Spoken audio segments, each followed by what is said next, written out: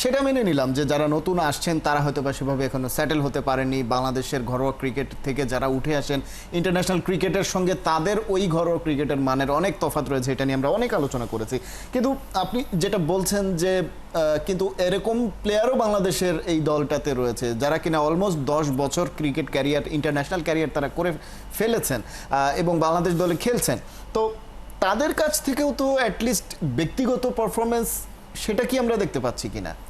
আমার কাছে মনে হয় কি, ধরেন মানে যেটা স্ট্রংলি আমার কাছে মনে হয় যে বাংলাদেশ দলে আসলে কেউ ভালো খেলে ঢোকে না।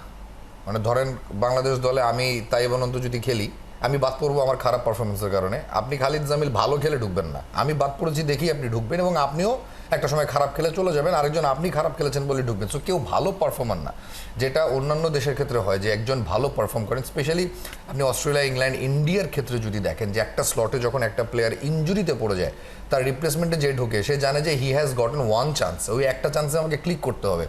এই যে ধরেন জেদটা, এই যে ক্ষুধাটা, ভালো করার তাগিদটা, এটা তো কোনো ইনজেকশন দিয়ে আপনি পুশ করে দিতে পারবেন না। এটা তো you have to have that, ওই যে মাইন্ডসেটটা থাকতে হবে যে না, আমার একটা সুযোগই এসেছে, আমি একটা ম্যাচই পাবো বিকজ ওই প্লেয়ারটা নেই এবং আমাকে পারফর্ম করতে হবে। এই ক্ষুধাটা বাংলাদেশের ক্রিকেটারদের তৈরি না হলে, সাইফুদ্দিন কতদিন পর খেলতে নামলেন, প্রথম 3 বলে 3টা বাউন্ডারি কনসিড করলেন।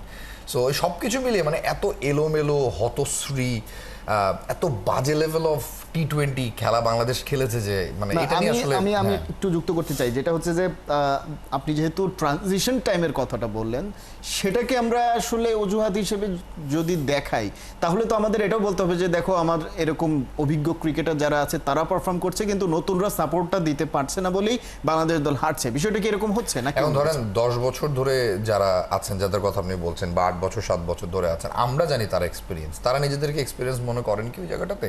তারা কি ভাবেন যে না আমরা আসলে অভিজ্ঞ হয়ে গেছি ফরম্যাটে, এখন আমি লিড করব? ওই যে যেটা বলছিলাম যে ট্রানজিশন বলছি বিকজ বাকি যারা ছিলেন তাদের উপর তো আপনি ভরসা করতে পারতেন। এখানে আপনি 7 বছর কেন 15 বছর খেলিয়ে দিলেও তো যদি নিজের উপর ভরসা না থাকে, আলটিমেটলি আপনি ওই প্লেয়ারের উপর ভরসা করে কোনো টি-20 ম্যাচ জিততে পারবেন। আমি যেটা বলছিলাম যে ব্যাটিং ইউনিটে বাংলাদেশের একটা প্লেয়ারের নাম যদি আপনি নিতে পারেন জামিল, যিনি ম্যাচ জেতাতে পারে, কেউ নেই তো। সো আমার মনে হয় যে এই পুরো টি-20 সিরিজেই বাংলাদেশের জন্য কঠিন সময়, বাকি দুটো ম্যাচেই কঠিন সময় অপেক্ষা করছে।